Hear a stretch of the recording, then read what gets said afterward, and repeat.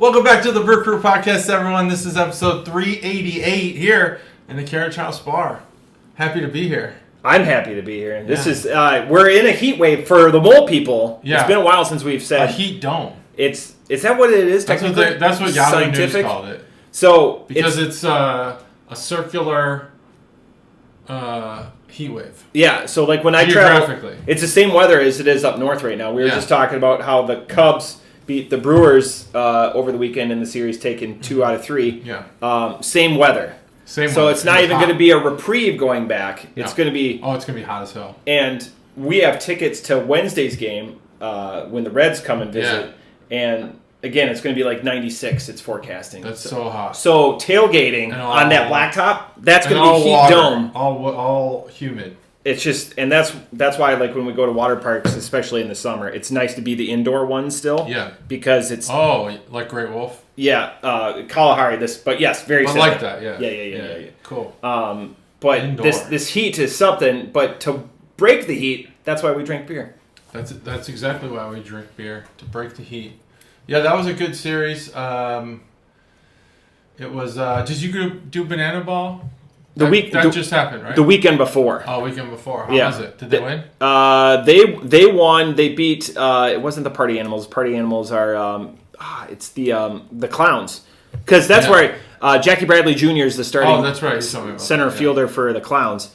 Again, great. Anytime that you can go to a banana game and see the Bananas, they're awesome. The owner was with the Party Animals though, so they're trying to like expand and build up their franchises or whatever.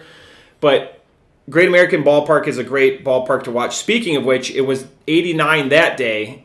And we were in the outfield, and thank God it was a 7:10 first pitch, so we only had to deal with the sun for like 45 minutes. Oh, that's nice. It was just melting us. Yeah, that stadium, it gets warm in there. Oh, yeah. There's no shade. And that river isn't a wide enough, it's too wide of a valley, so you don't get like you don't get like a breeze off that, yeah. Damn. But no, again, Banana Ball, they're undefeated when we've seen them. Nice. We're looking at the schedule already. We might be able to sneak in another one, but we don't know. Yeah, they're growing. I've seen them on TV now. They got because they'll be up in Minneapolis. Sling. Oh, nice. Yeah, they're on ESPN. ESPN covers them. Yeah, I think it's good. They're going to grow a little bit. It's going to get kind of nuts, I think, because people are interested in it. Yeah. Again, it's an alternative, and it's nice to have kids. This is where we talk about it. Yeah. It's nice to have kids that are younger, just getting into the game, and they're identifying the differences in the rules. Yeah. So that shows that comprehension, that understanding, instead of just going out there and playing the game. Oh, yeah, for sure. They're like, why are they doing this instead? I did see a trick play I thought was pretty good. That was cool. I wonder if... I don't know. I wonder if any of the players that I currently know from high school could do that. I don't think so. It takes a lot of practice. Yeah, to the athleticism outside of just the natural baseball. I think the one he did was he drilled it through his legs and then made the play at first. Oh, that happened. I thought that was really good. It barely made the play too, because you're wasting time at that point. It was shortstop, so. But yeah, he made it. Yeah. Great. And I did learn more about the competitiveness of it, and I guess it's real. Yeah, it's very real. Yeah, it's real. They're really playing, so the Bananas can lose, and that's interesting. That's good. I'm glad, because that will make it more legitimate for it to grow. Because in my mind, it was always the Globetrotters. Yeah, Globetrotters and the. And I wonder how many people think like me out there that they need to. That think it's all like a sham. That they need to help further along to get them to watch it. It just shows growth, understanding. Well, like I think you see when the whole team is like on the mound doing a choreographed dance, it seems like this can't be a real game, right? It's got to be fixed. Okay. They still do that? Good balance, yes. Oh, okay. They have set pieces, if you will. Lots of quick hitting news. Do you have any news? I did have an article, but it's not news. Gotcha. I'll pull it up. Did you see on the Dayton Daily News the #1 craft beer bar? Yeah, I did. You want to reveal it? Is the Barrel House. Boom, Barrel House. They are disappointed that they didn't get #2. That's official because they had the inertia off #2.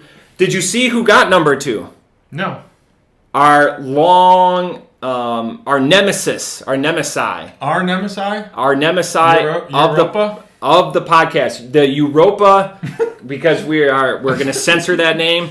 Is that from that's from the Blue People movie, right? Europa? No, that's the moon of Jupiter.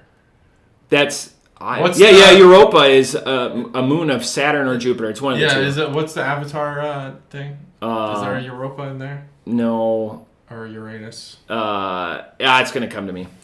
So, again, congrats to our brothers and sisters at the Barrel House on number 1. Congrats. I think it's good to be number 1. Don't be number 2. Matt Ross, Better Matt, gave away his crown. They didn't. There is a new best bartender, and it's not Better Matt, but we all know Can it's. we plug him? Yes. Is it a cocktail bartender or a beer bartender? It's a cocktail bartender. Makes sense. And so that's awesome. But again, number 1, because number 2 and number 3 are Europa, and the third one is Warped Wing Springboro. These aren't craft beer. They're craft beer bars, yes, but they're breweries. That should be almost a separate category. Yeah, separate category. So it's probably is too. What's the best brewery in Dayton? It wasn't on the Dayton Daily, or it wasn't on there. Interesting.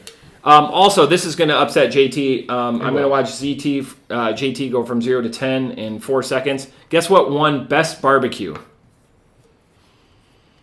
If it ain't Fatbacks, then it ain't real.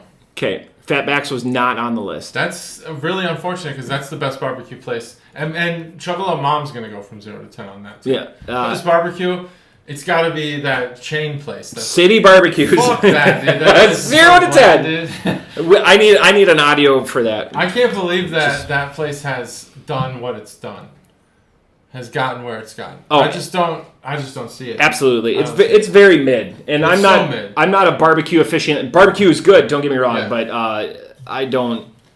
There are things I hearken to, but if you're legitimately in the Dayton area, not like Beaver Creek is probably like 25 minutes away, but if you're like in Dayton, go to Fatbacks. It is the best barbecue place in Ohio. I guarantee it. You have an article. I want to get to some other things, and then we'll transition. We can go over more news if you got it. It's news-ish. It's more questions.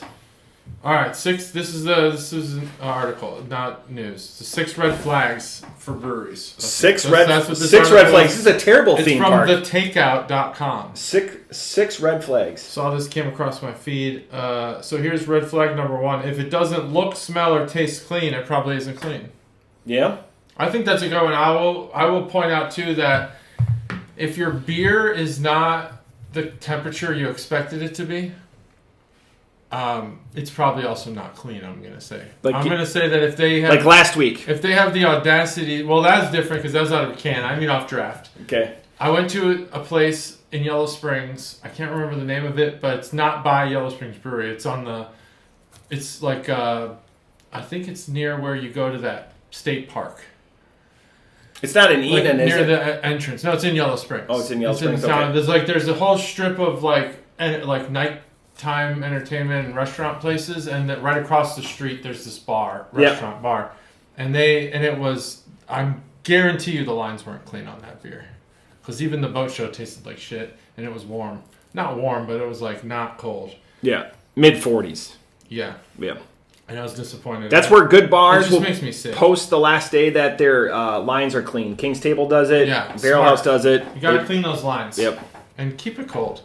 And then the second one was, yes, the glass matters. The vessel matters.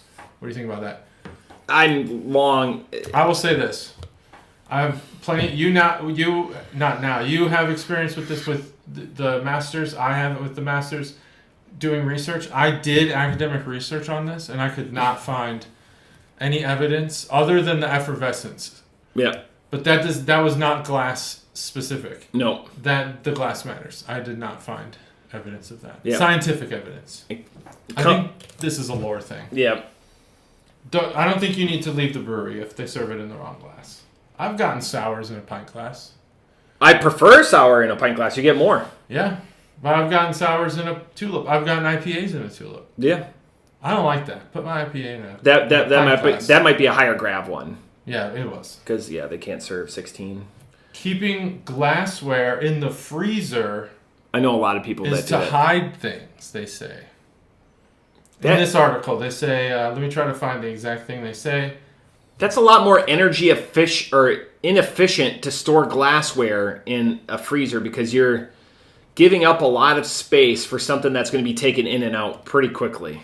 Oh, they're saying that perhaps the keg has been sitting outside the refrigerator. Yep. Or the cooler is broken. They're trying to mask temperature issues with their cooling system. I don't think I agree with that. Well, maybe they are. So if their lines them. aren't chilled, yeah, maybe the lines aren't chilled. Then that's the only time I would want a glass or a chilled mug. Otherwise, I don't care. It's a gimmick that own your gimmicks or whatever. That's where I like that Twin Peaks. I've only been there twice now. They have that metal strip. They own the shit out of that gimmick, and it is awesome. Yeah, that's one of the few redeeming qualities about that those place. 96-degree days where we're at travel baseball, we go there, and the beer is essentially a slushy. Yeah, and it's awesome. 29 degrees or whatever. It's awesome. And they have a sign up on the wall that says what the beer line's at or what the beer cooler's at. Yep, it has the temperature of some cooler or line. I'm not sure. Which one. Yeah, one of the gimmicks. The next one is, and this one is important to me, the server either doesn't know or doesn't care. I did go to Crooked Handle one time, and the server did not know what the beers tasted like, and I didn't like that. That happens a few times at Crooked Handle. Apologies, Jason and crew at Crooked Handle. I always ask... Good servers. When I go to a brewery, what's your favorite beer? Yeah, I do the same. And when they say, I don't drink beer, it's okay. I do the same thing. I want to know what you like. No, Crooked Handle has amazing food, so you're there for the food. There are breweries that don't have food, and they don't have people that are familiar with the product. Yeah. That's like having a vegan waitress or waiter at a barbecue place. Yeah, I don't like that either. Why would they work there if they're vegan? I also don't like the don't care part. You gotta care. This is not like your time to be like the cool hipster. You gotta care about your job. It's unintentionally going to affect your tip. Especially at a brewery. This is somebody's business, you know? Yeah. Care. And vibes. Vibes was the last one. Oh no, the last one was... So vibes, yeah, obviously, you want good vibes. And I haven't really been to one that had bad vibes. Even ones we don't like have good vibes. I got to be comfortable when I go to a place. I can't be elbows and assholes. That just doesn't do it for me. Oh, so you wouldn't go to, like, Dimmer Day? Okay, so for special events, but, like, if I'm just going to go, like, hang out or something like that, there's got to be a vibe. Yeah, for sure. And then the last one was boilerplate tap list, which I agree with.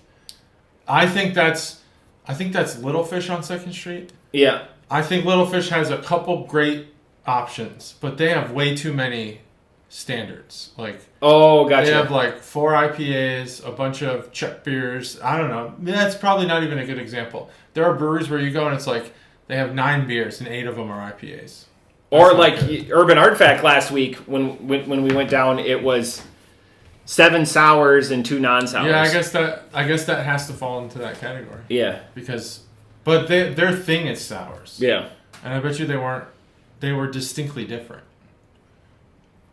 Oh yeah. We appreciate that, but I know from other people in our group that aren't like sour aficionados, and it's tough. I take it as a hit because I suggest the place. Yeah. So, again, because it's opportunity, I don't get down there very often. I get nervous sometimes. I get nervous. I don't have that little board here, so I had to make sure it's recording. PSA: if you want, tomorrow is going to be July 1st. If you want a calendar, let either one of us know. We're starting to take names. The deadline is not tomorrow, but Wednesday's July 1st. Yeah, Wednesday's July 1st. Thank you. Please start letting us know if you want a calendar. There's only going to be 24. I know we flirted with expanding it. There's only going to be 24. That way we keep the quality high. Last year, if everyone would have got a calendar that showed interest or asked for one, we would have been over 30. So the demand is there. Please state your intent, and I will write it down. And your name. State your name and your intent. And your state of mind. THC and CBD drinks. I found out more about this talking to Gimmick Gus. There's a few breweries, and there's 12 breweries in the state of Ohio that got a release. They won a federal injunction to be able to sell their product. Okay. So like UA is one of them. UA has a lot of THC product, and Cycling Frog is number 2. You cannot consume them on premise. So when you go down to places like the Barrel House that are a reseller of these drinks, you have to consume it off premise. So you can still buy it from them, but you have to take it home and enjoy it. Okay. So looking a little bit more into that or whatever. So producers can still produce as long as they're one of the ones that won the federal injunction. I don't like that, but I get it. Yeah. So it's easing back into it, and the talking from the business sense from Gus, it's made, again, just the influx of it being open. At that time, he had the product for 6. Even when we were standing there for 45 minutes, it was crazy how many people were coming in and buying it. Yeah. Like, oh, you have it? Thank God. And then out. But, like, he had to drive down there and get it. Like, distributors aren't, so you have to be able to go down and get it yourself. Damn. Last thing, speaking of Urban Artifact, self-segue, we have that fig beer. Yeah. And we said that we were going to cellar it. I wanted to approach it because I keep pushing it down my Excel spreadsheet. How much longer do you want that to be cellared? Do you remember that fig beer? We said that. I remember what we had said, a year, didn't we? Or so is it going to be a year? When was the original drink day? Last fall. All right, summer's good. Fall's good. Fall's good. We can do it 1 year. I mean, are you dying to try it? No, I'm just. You're just asking. I think a year's good. That's what we had to agree on. 1 year. Okay, sweet. 1 year. All right, beer number 1. Beer number 1. Let's do it. And then I have another question when we'll get between beers. Yeah, there's so many of them. Is Weyerbacher Riserva. This is a 2017 because I'm going to get asked. This is an 11.4% wild ale. They're out of Easton. It's been a while since we've had a wild ale. Easton, Pennsylvania, and they started in 1995. And before I get more into it, I wanted to pop this. Do you think that the wild ales differ significantly by location because of the wildness? Has anyone done any studies on the yeast flavors that come from Pennsylvania versus California versus France versus whatever?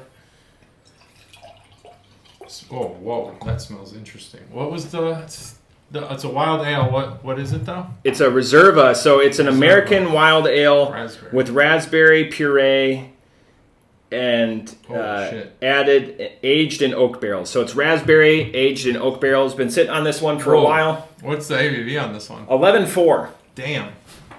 11.4. Doesn't taste it, but it smells it. 2017. Wow. It's beer. Holy. Rain the clackers. Out to... It's been a while since we've had a clackers beer. That is a clacker, but then it's gone. Yeah, then it's gone. It totally dissipates. I don't know if this is past its prime or not. 9 years on the bottle? It could be. There's a flavor in there that could be intentional and could be not. Raspberry is interesting because sometimes you get a darkness. Sometimes you get a very vibrant and bright raspberry. There can be different raspberry styles. This has definitely been oaked. This has been oaked. This is one of the old oaks. 11.4, Easton, Pennsylvania. We've done Weyerbacher a couple of times. They're known for their full-flavored brews, which is interesting because we get all of these sustainability, blah, blah, blah. Blah, blah, blah. They're that's great for a podcast. Here's what we want to talk about sustainability. Great beer. Yeah. Period. Full-flavored beers, Belgians, and this is one of their fan favorites. It's this beer and another Halloween eccentric type beer. But this is one of their, and they even listed on their website, this is a fan favorite. So they've been around since 1995. So one of the old G's, which leads to in the craft beer world. Obviously, there's like the Sierra Nevadas, like the big guys. But like, what is the age? I feel like 20 years for me. Like to be an OG? Yeah. At this point, 2026, I think you're still in the 20-year mark, in the range of 20 years. I think anything before 2000, yes, obviously. 06, yeah, OG. I think maybe 2010 is where you need to start drawing the line. 2010, okay, so what 16 were you thinking? Yeah, I said 20 years, 2026. Well, no, I think that when we get to 2010, that's when we have to stop saying 20 years. Oh. I wasn't going to narrow it down to a number of years, but just say, how long can we say 20 years? I think till 2010. You think 2009 is OGs? No, Oh, where do you draw the line? 2006. Oh, so this is it. Yeah. So 20 years, this is it. Next year, not OG. Next year, 20 years is too long. Then I'll say 2007. You have to be at least 20 years old to be considered OG. Well, that's a different take. Yeah. Okay, I get it. Maybe, We're circling the drain. I could see that. No, we're not. Those are two different things. No. We're just we're Yeah. like the penny drop in the mall. I see what We're you're just saying. chasing each other. But you're gonna get to 2012 and be like, if you're 20 years old, you're an OG. Yeah, when we're in 2013 or 2032. 2030. 20 years old. That's what I'm going with. Okay, I'm gonna say you have to be from the aughts, single digits. Okay, so we're only 3 years off. But that's going to be fixed until that'll be fixed when we're in 2035. Yeah, you won't be. You're just a legacy at that point. But if you're after 2010, now I get what you're stepping. Like you're not an OG. OG is like you were around before craft beer was consumed by the masses. Yeah, before it was cool. You were the punk rock. You're the Ramones. Of craft beer. The Ramones of craft beer. The interesting thing with this beer, I've had this one. Is that this brewery? I forgot what year you said. 95. Oh, they're way the Ramones of craft beer for sure. The reason I've been sitting on this one's been fridged for since end of April because so it's cold. Yeah, it's cold. I've wanted to do this one for so long, and it's been when I redid my cellar, I pulled this out immediately because I was like, I know we were getting longer. 10 years seems long for a lot of what I have. Mm-hmm. Even my 120 minutes, my oldest 120 minutes right now, we're at 10 years this year. Wow. But everything else, like even, because we even had that, when we did that flight 2 years ago at the Advent calendar, Bobo. The vertical flight. When we did the vertical of BCBS, even we vacillated on how, because the 2017 was the oldest we had. I think 17 was the oldest. It was 8. Was it 17 through 20? Yeah, I think so. We had all 4 years. I had an 18. That's all I know. That's all I remember. I can't remember. And I had a 20. We put it together. I still have a 20 and an 18. Maybe it was a 5. Anyways, we've asked. We didn't even agree on that, and those were all standards, right? There was no variance. All standards, no variants. Yeah. Nope. I still have some variants that I need to try. I don't know what I'm saving them for. What am I doing? That's where I'm getting to with my cellar. What am I doing? That's where I'm getting to with my cellar. Well, look at over there. See those Blapples? Yeah. I hoarded them. Because I was afraid they weren't going to make them anymore. Now, I can't drink them. They're undrinkable. They're bad. They're bad? They're bad. Oh, man. I don't like them. I had the last 3 from 2 years. I didn't buy any last year. They had to be in at least 2 years old, my Blapples. These ones are now 23, I think. The OGs of Blapples. No, second year, whatever the second year was. Okay. Those 2 cases over there, which have been opened and started, but I was like really slow rolling it. They're from the second year. The second year was the worst. It was the least flavorful year. Do you remember there was a huge drop? Yeah. And those ones are from that, so I was like, I'll just save them. And that was a bad idea because now they taste like shit. And the peach, never make that again. Get that shit out of here forever. Blimes and Blapples. What a waste of money those peach ones were. I have that whole case over there. I gave away what I could, and I cooked with the rest. I lost that shit. Cooked with the rest. That's smart. Lots of brats. I did just get some Georgia peaches. From the truck? The truck came. Yeah. They're smaller this year. Still delicious. I love Georgia. Can't get on. You're not a peach guy? No. You know this. I didn't know you were. Well, regular peaches, maybe peach flavor. I love peaches. No, peaches regular peaches even. Peaches and cottage cheese? Hell yeah. It's like banana bread at work. One of my trivia questions. I just asked this last week. What condiment did Richard Nixon put on his cottage cheese? It was his preferred. It was like his snack. Cottage cheese? Yeah. And we've asked this to me before? No. Oh. This was a trivia question I've asked at work. Caramel. We just got out of. We're finishing up with the condiments. I do trivia themes for 2 weeks. Condiments? Condiments was this. Ketchup. He put ketchup on his cottage cheese? I could see that. It was a nightly snack for him. Yeah, ketchup back then was different. Yeah. Like, it was like not corn syrup. That, yeah, and it was like more of a lauded thing. What are the yellow corn nuts? The yellow ones are chili, picante. Can I have? Is that okay? You can have. Yeah. I'm not going to eat them now because that's bad. They're really audio. crunchy. Yeah, I'm excited though. Are they? These are. Let me just make sure. sure 24. Yeah, my mom got these for me a long time ago. Maybe don't eat them. I've had. I'm gonna try it. I have some corn nuts in the house if you want some. No, I just they've always been there. They've been there because I've been the only one eating them. But I love corn nuts. I did host something here. I hosted a screening of a Medal of Honor movie, and no one wanted them.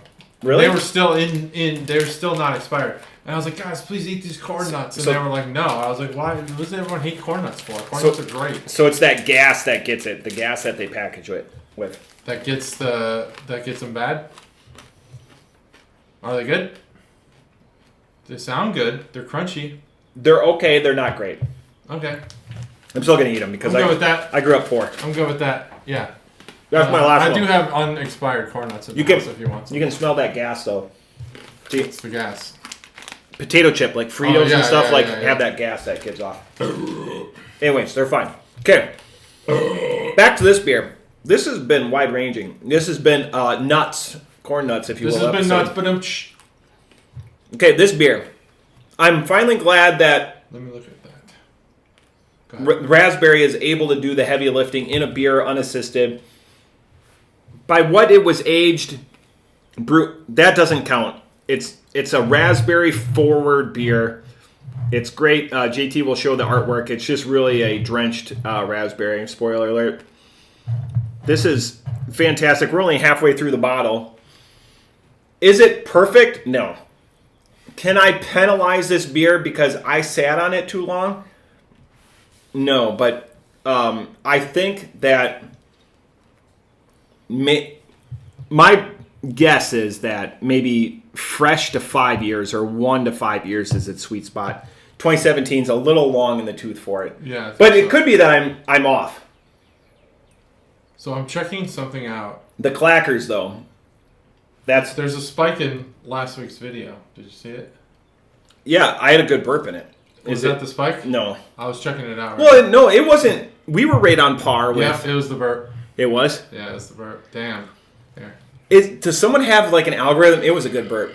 That's the spike. I even said it. Yeah, I remember. That's why I just thought to check it because you were saying something that reminded me to check the stats. I thought we had pretty concurrent views. We were within the views were 36, deviation. But there's a spike in watch time. Maybe it doesn't count as a full view or something. Like, what is that? Why is that there? I don't know. Our audience retention, you guys need to watch longer. You guys need to watch longer. These are good episodes. This is premium content. Premium content. Yeah. It's premium content. People like this kind of stuff. In a million years, when this is just like idle on YouTube, there's gonna be a resurgence, and somebody's gonna get the. What do you think will happen?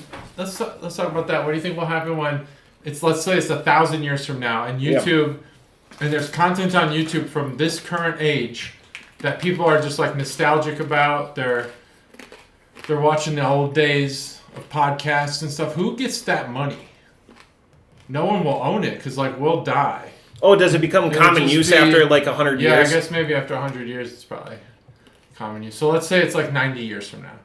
And it's still monetizable. But we're all dead. And no one claims it because no one knows to claim it. Yeah, don't give any of those away anymore. Okay. I wonder if that would be good in Chile or something like that. But yeah, that gas is don't eat them. Is polluted. I'm going to be done with them. Thanks.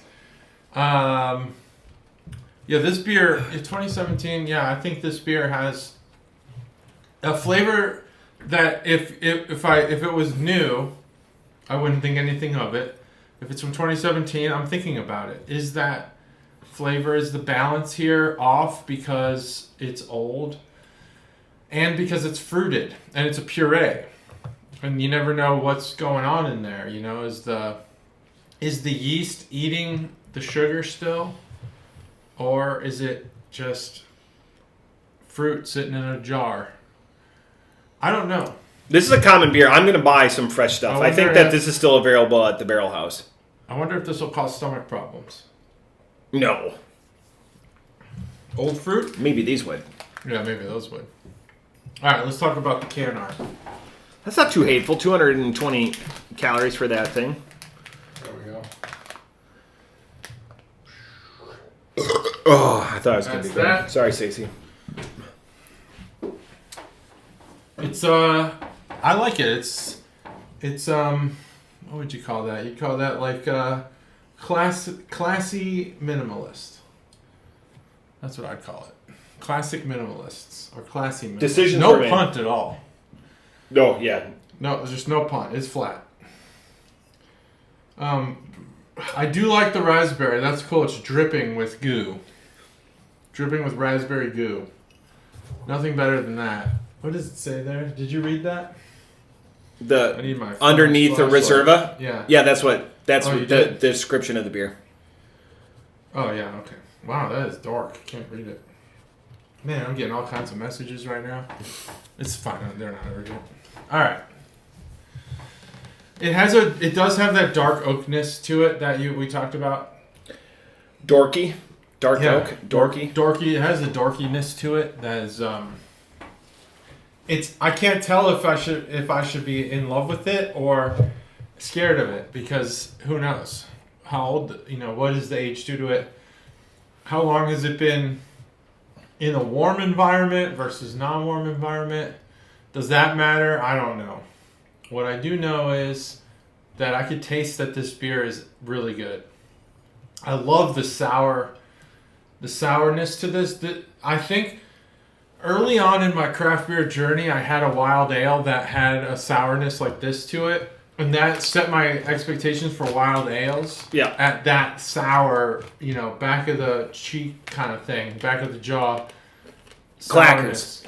Right in the clackers. Right in the clackers. But I have not had a wild ale that did that since that first one. And I've been just so disappointed. I was associating wild ales with sours for so long.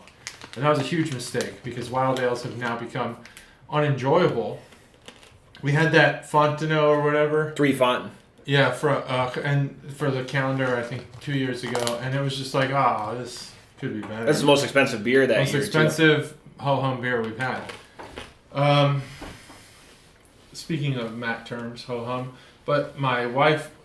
So did you see on Kill Tony that one of the comedians had used the term "yuck my yum"? Yeah. And Katie hates that term, and I was like, "Oh, Matt uses that all the time." We actually have an episode called that. It's linked not here, because that's going to take effort. Yeah. But yeah, we have a yuck your yum episode. But yeah, that's funny. Anyway. Last week was one of the better That episodes in a while. That one comedian is great. Oh yeah, what last week? Derek Shod. The one comedian was an afterthought, but the guy that was in the center. I did watch that. He's kind of like a hillbilly guy. I remember laughing a lot. Oh yeah. He was really in it. He was participating. Yep. And I told Katie beforehand, as he came out, I was like, oh, I've seen this guy. I think there's a video of him. Derek Stroop? There's a video of him saying, I'm uncancelable. And then, I didn't watch any of his comedy. I was like, you say that, and now I just think you're just up there telling stupid racist jokes. I don't want to watch that. But no, he was legitimately funny. He was super nice when he needed to be. Yep. He bridged both. He understood the show. And I thought that was great. And there were some good comedians on that one. Yep. Pat is just beyond. Folks! Dude, he's beyond. He's just so good. I would pay to see just him. And I think that's the point. That's the point of Kill Tony. I would pay to see Pat, whatever his name is, I would just pay to see him headline. I've watched him do He's enough. so funny. I've watched him do enough interviews. Yeah. He's playing a character on the show, which is great. Yeah. Because he's so thoughtful. It's the same and thing with the other guy. What's his name? William Montgomery? No, the Italian guy. William Montgomery, Timmy No Breaks? I can't stand. Yeah, Timmy No Breaks. Well, William Montgomery is done, so. He's done? Done what? Done doing his podcast, done probably being a closer. He's done? Yeah. Well, Damn. for a long... He's taking time off. He's taking some time off. And doing his own headlining The stuff. shtick is old. Yeah, I've laughed at his jokes. I'm not saying he's unfunny. This is old. Yeah. I said I did an impression of him the other day. I won't do it here because I'm bad at it, but it was spot on. It was great. Anyway, Kill Tony's great. I just think that show is great. And I wasn't a fan of David Lucas either, so I'm glad he's not really been coming around much. Yeah, no, he's. That's that roast aspect of it. Yeah. I'm fine with roasts. Did you watch his stand-up, Hinchcliffe stand-up, Tony Hinchcliffe stand-up? No, on Netflix? but it was terrible. I watched the whole thing. He alludes to it. He got lampooned in the ratings. Bad. It was really bad. And it's not because of how he's a deviant and how he's a polarizing individual. It was just bad. Because it wasn't funny. And then he's like, I take chances, blah, blah, blah. No, you had the ability. That stuff is edited down. You had the ability to just scrap it. But you were pot committed. You got paid millions of dollars. Netflix is going to release it. Like, they released it. I saw. That's what I'm saying. Yeah. You can't just be like, I take chances. No, he knew it. So his YouTube special after the Puerto Rico thing, I thought was great because he was just telling the story, and he had jokes intertwined in there. But this one, he's like trying so hard. Yeah. It just wasn't good. Oh, which race haven't I hit yet? And it's like, all right, man. Like, you're around comedy every week.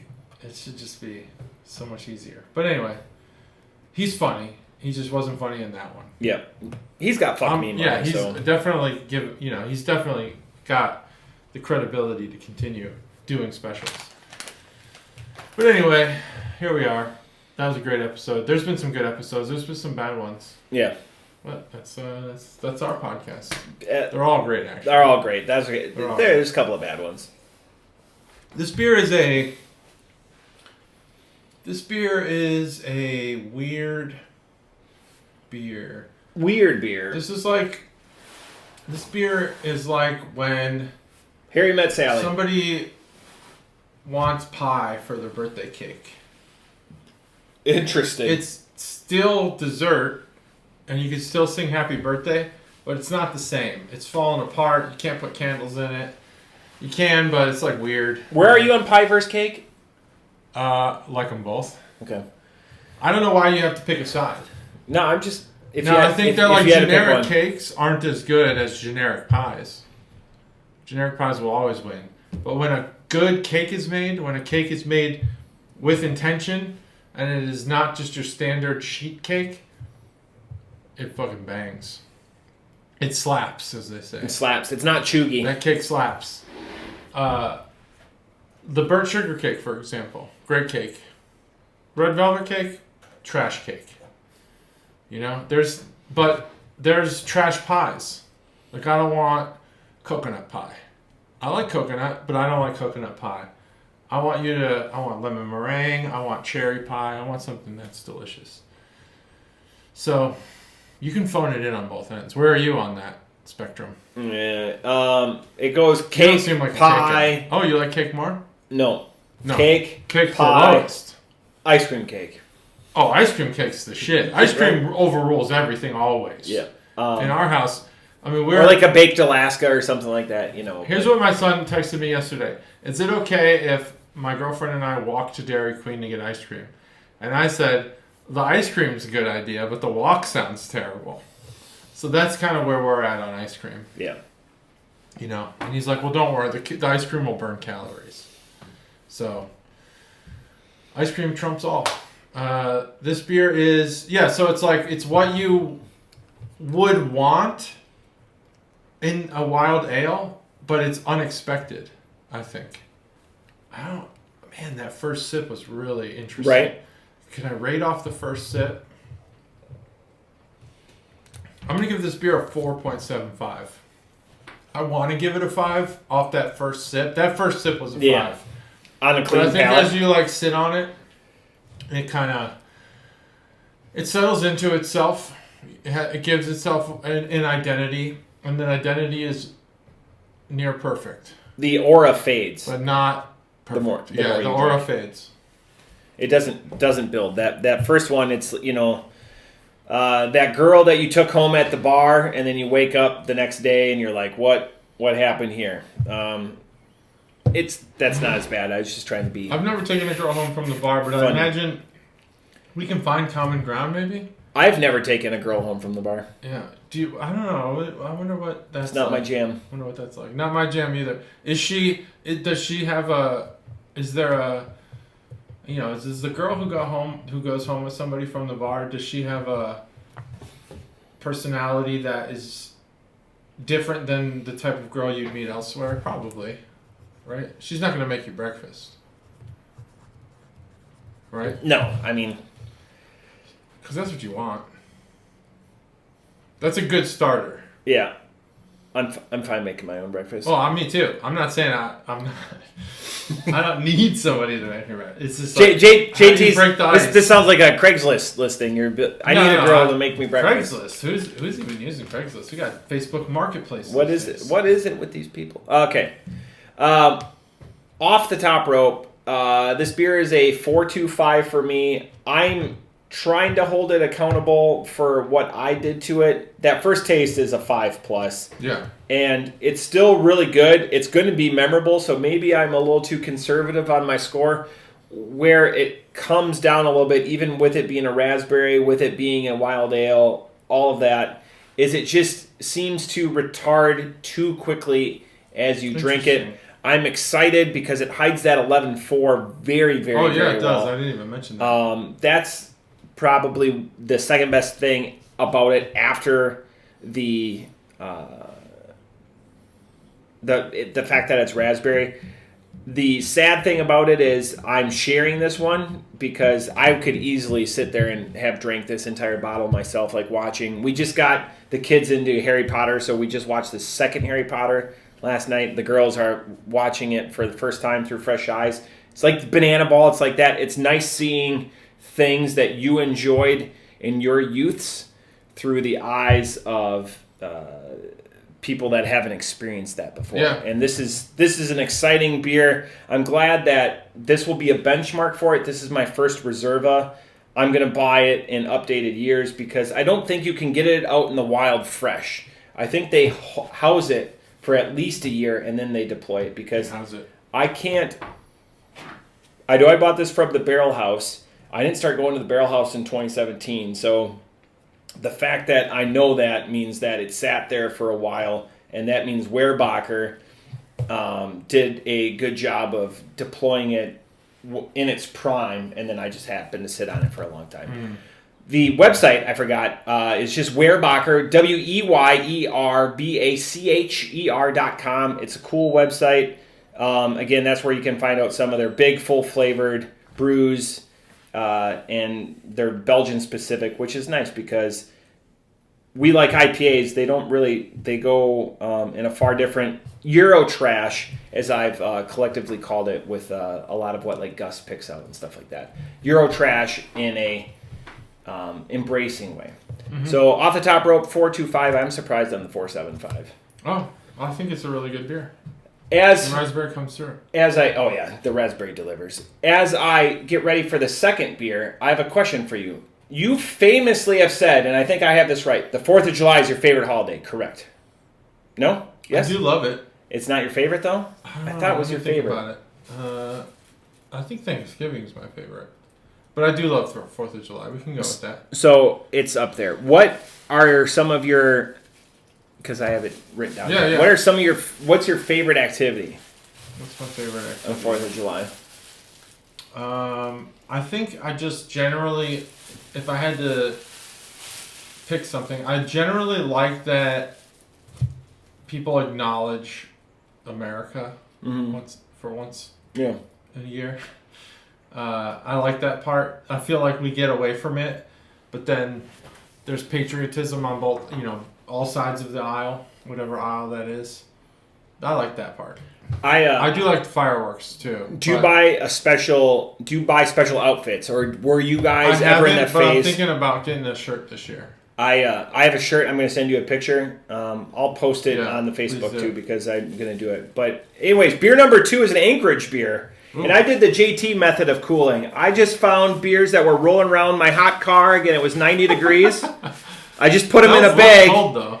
I just put them in a bag, and I just prayed for the best, that these beers would be cold. So these have just been rolling around my car. I did I didn't do everything I could have done. The magical properties. All right. So this beer is Anchorage, the Return.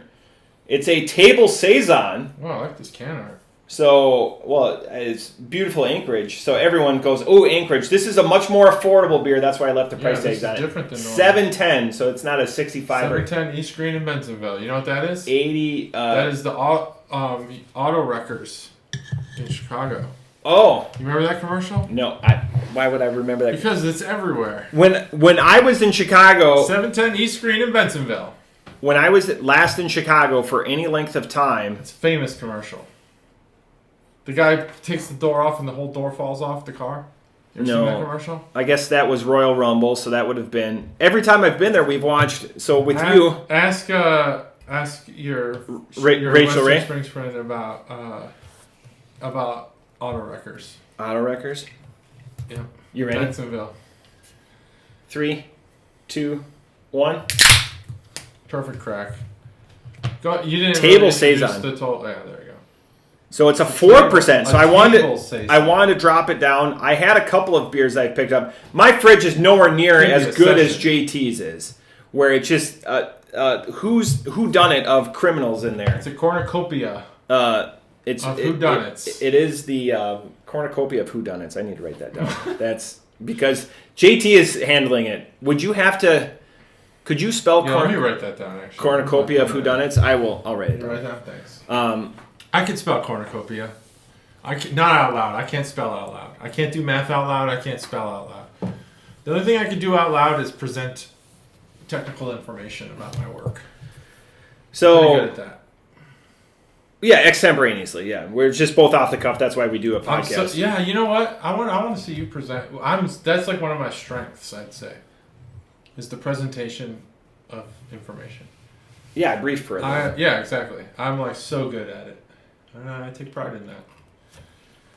Anyway, go ahead. Sorry. Anchorage, the Return, 4% table saison. Again, saison. It's almost German purity laws, where it's just the same 4 or 5 ingredients depending on the saison law, in different balances to make the saison. So there's not a lot of adjuncts or esters or anything that you're trying to elicit.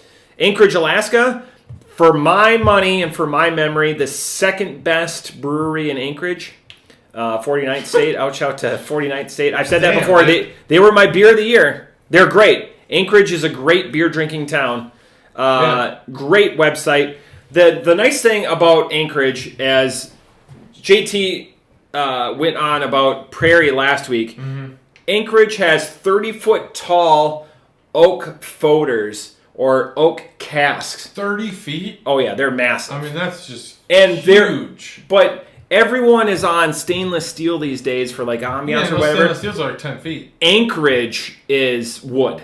30 feet. Yeah, they're massive. If you go to the website, which is, I didn't write it down, anchoragebrewing.com, it has what's on tap, and it differentiates what's on tap and what's packaged for sale for consumption there, because some of their barrel-aged stuff or whatever, they don't have it on tap, obviously, because it takes too long. It's nice to have it packaged so you can consume it on premise. The kids aren't drinking that. Again, all amazing wood spaces. It's just fantastic because you think of Alaska, you think of Anchorage, you don't think of stainless steel or whatever, minimalistic. No, it's like log cabin-ish, but vertical instead of horizontal. Log cabins are very horizontal, not as vertical. This is the opposite of that.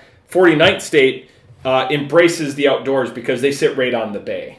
So Anchorage is much more central to Anchorage, Alaska. So they don't have like a 3-tiered patio like 49th State does, but it's just a fantastic space.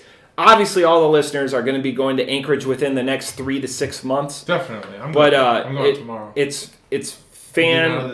fantastic, and what we know Anchorage for is a lot of stouts, because of the price tag on it, or the barley wines, a lot of things that took a lot of time and effort or whatever, which multiplies the cost of it. So it's nice having something that's a little bit more consumable, a little bit more palatable to a wallet, that you can deploy to the masses. Not saying that we drive beer sales, but if we have a $165 bottle of beer, there's going to only be 4 or 5 dozen Chuggalos that go out and buy it. But if we have a 710 beer, people are going to race to the store to have this if it comes out well. Get there now. So, even if it doesn't come in at a high score. But a table saison. So much more saison. Not a session. Not a session. But in the session rankings or whatever, in that depth. What a departure. ABV. There's no way that I could argue that we would have done these beers inverse. This beer needed to go first. Needed to go first, yeah. I wonder what's even happening here.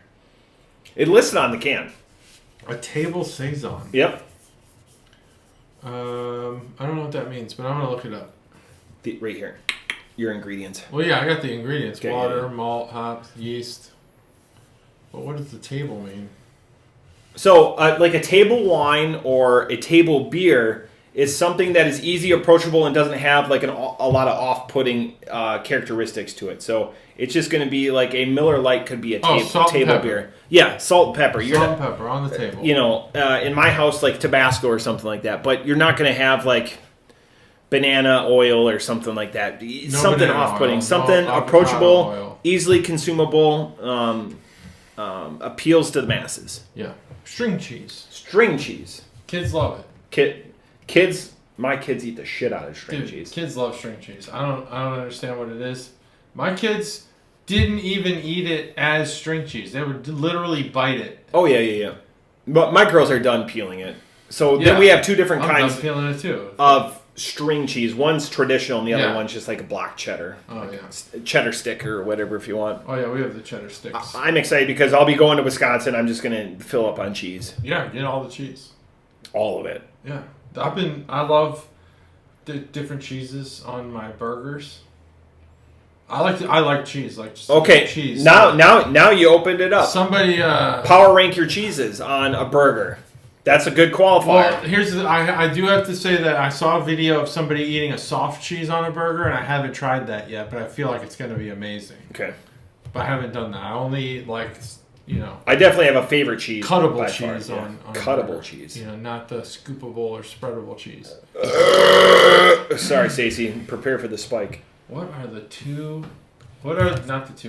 top cheeses for a burger? Yep.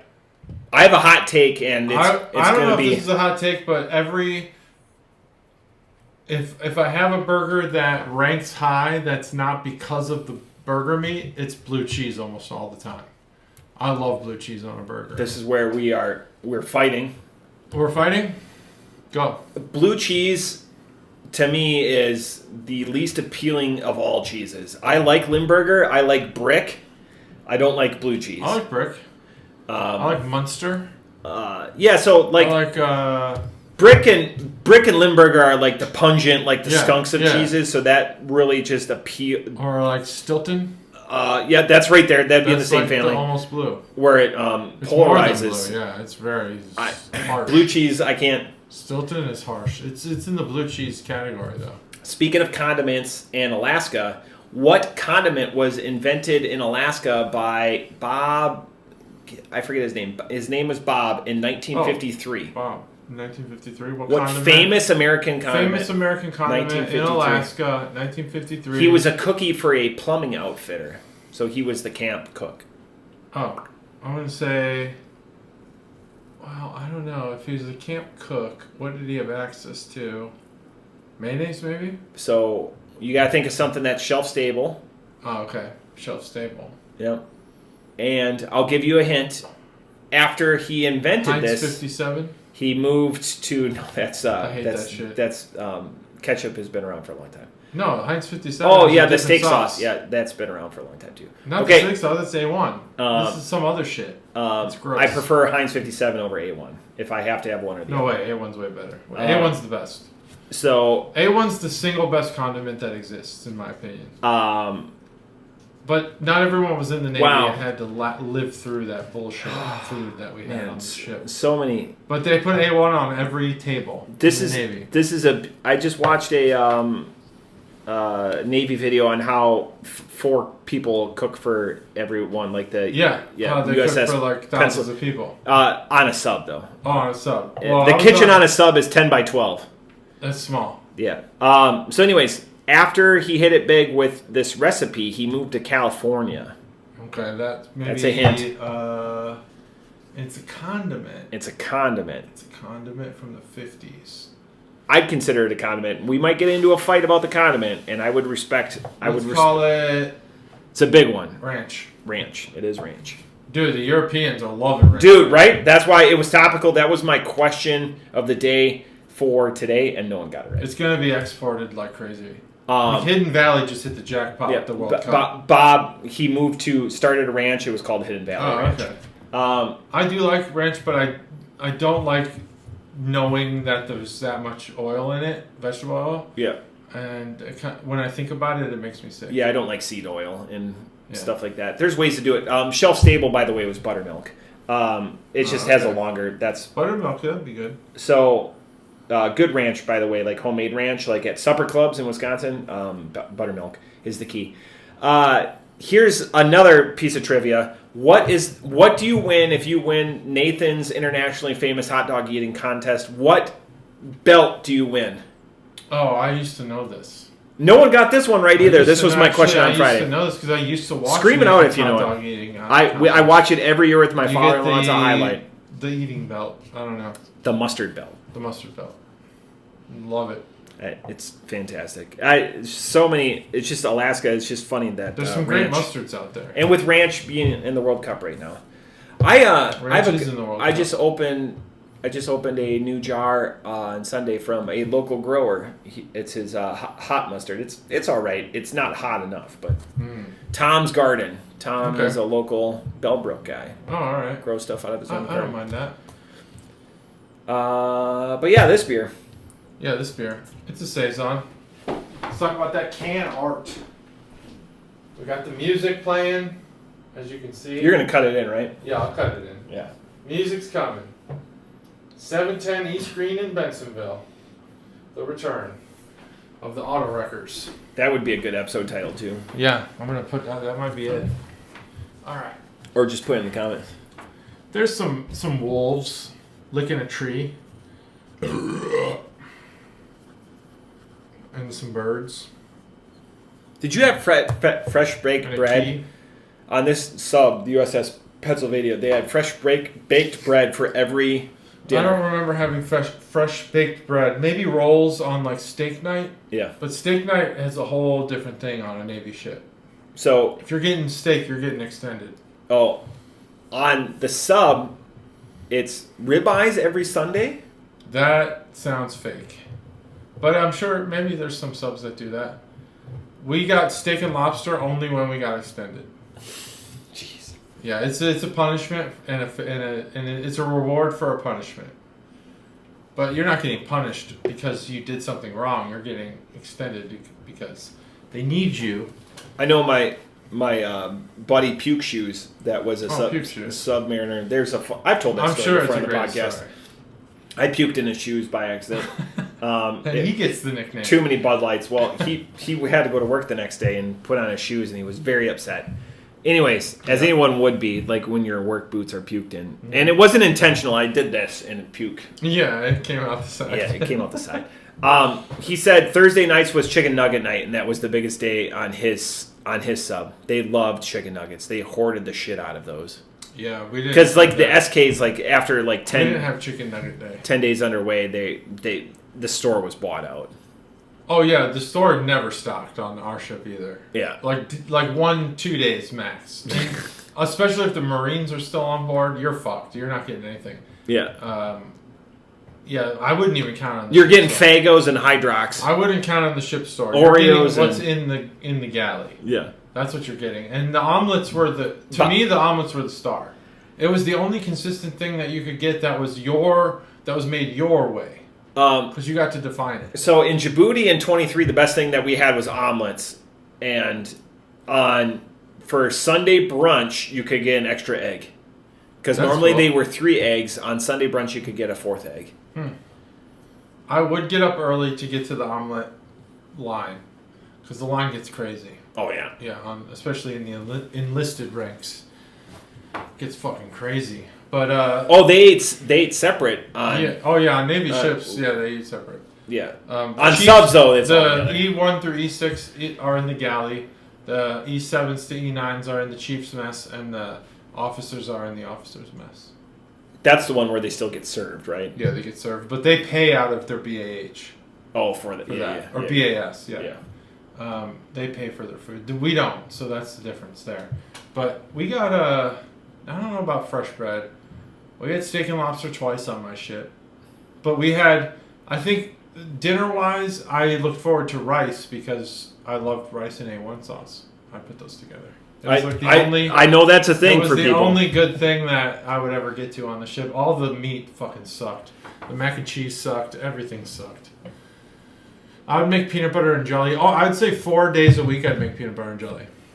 Because I just didn't like the dinner. Ugh. And they would just put loaves of bread and peanut butter and jelly aside. And you could just make it yourself. And I'd just do that. Triple decker. But I was like ripped. I was working out all the time. I could eat whatever the fuck I wanted. I didn't need whatever garbage they were serving.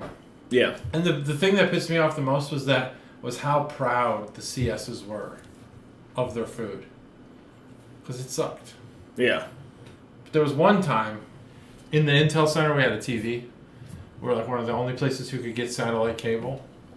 And during a UFC fight, which they offer on AFN for free, we invited all the CSs to the Intel shop. We shut down all the computers and invited them up. And they made the best cheeseburgers I've almost ever tasted probably in my life. Yeah. Put eggs on them, smashed them, and then put them in foil so all the like oil and grease and stuff just like soaked into the bun. And they were like, for inviting us, here's burgers for the Intel shop. It was fucking awesome. It was probably one of the best days of deployment. When you're underway, yeah. Yeah. Other than maybe, there was a couple of better days. That's what everyone says about the food truck that we're going to use for the calendar build. Their burgers, their $5 burgers are just beyond reproach. Wrap them up. Wrap them in foil. You can't go wrong if you wrap them in foil. Part of me is like, hey, do burgers and fries for that. That'd be awesome. Yeah, just that. So yeah, anyway, Navy. It's fun. Man, I'm surprised I came back alive. The globe is 78% water. Are you ready? I'm just thinking of the Navy it's jokes. What makes the Air Force probably has this too. What makes it so weird is that like you learn that the world isn't as big as it seems. Right. Because they'll just fly you out anywhere. We had one guy whose enlistment ended while we were in. Where were we? We were off the coast of Africa in the Indian Ocean. And they're like, well, your enlistment's over. We're flying you out. And they flew him via helicopter to Ethiopia. Yeah. Addis Ababa. Had to go to the Ethiopia, whatever, like regular airport for Joe Schmoes and fly back to America.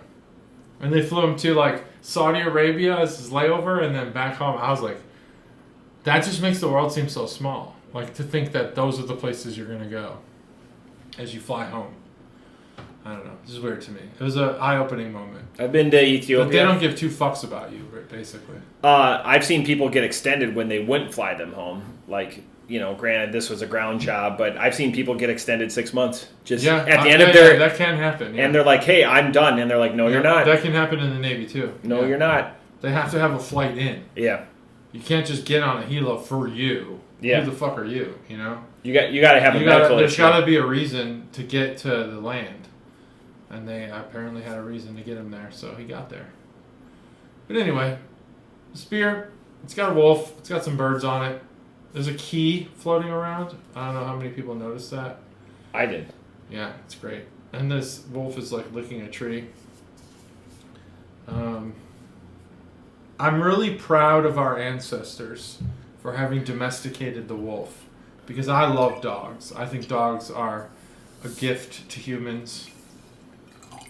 And that's something. This table saison. You know what, JT, that is something. You know what this table saison is? This table saison is a unmarinated plain chicken breast grilled.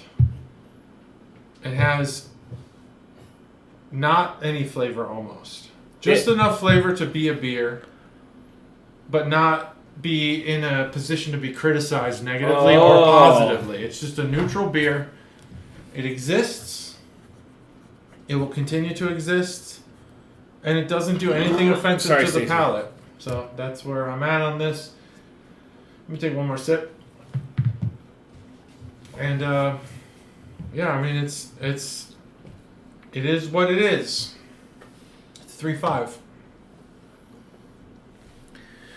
So it's definitely a saison. You would go at this. Yeah, you could know that. It's got a little bit of that funk, that herbaceousness to it, and it gives it a little bit of depth of character. It's not. Earlier I said like a Miller Lite or something like that. No, this is. There's a signature to it. There's an aspect to it that makes it stable over the years, and it's going to be a consistent offering in somebody's home when they want to offer something that's not a domestic product or produced on a large standard, rather something that's produced bespoke but also is appealing. It tastes bigger than a 4%. You'd be like, oh, I would say that this could be like a 6.5 or a 7, where, it's a 4%. It's actually below those aforementioned, like a Miller Lite, Bud Light, Busch Light type beer. It's got a lot of character, and it punches above its weight class with that, because it lets you know it's a beer and it's full flavored without being obtrusive or offering something that's unpalatable to the masses. My juxtaposition and my difficult thing is this beer better than this. This is where I'm comparing two different types of beers and, two different brewers that have been around for a long period of time. It puts me in a pickle. I gotta say no. It's probably one of the better saisons that's ungimmicked and unfruited that I've had in my time. But is it better than this beer? No. Off the top rope, I give it a 4. Wow, higher than I thought you'd give it. It's a good saison. It's an approachable saison. The table aspect of it is what brings it that ABV down a little bit, because there's higher. We've had higher. In the mid 5s, low 6s for a saison. Yeah. The fact that they can figure out how to make it that full-bodied, that voluptuous beer, but to tailor back that ABV is. That's a fair review. It's a work of art. It is a work of art. Look at that. I appreciate the craftsmanship in the beer. Yeah. And you said 3.5? 3.5. 3 Cinco. 3 Cinco, yeah. Yeah, that's it. Tres Cinco. Tres Cinco. Yeah. So that... The cooling bag worked really well. The cooling bag worked good. This beer is cold. It is cold. Yeah, so... 4th of July. 4th of July. Where are you at on 4th of July? I appreciate I'm not as patriotic as you. The nice thing is I'm nothing if not a traditionalist. JT can look at the camera and smirk. Yeah. I like things the same. I have a great tradition going with my in-laws and going back to Wisconsin and stuff. So I really look forward to it, because it's one of our pilgrimages back home to do a lot of fun and exciting things. And we really have a lot of exciting things on tap over the next couple of weeks. So that's what I look forward to.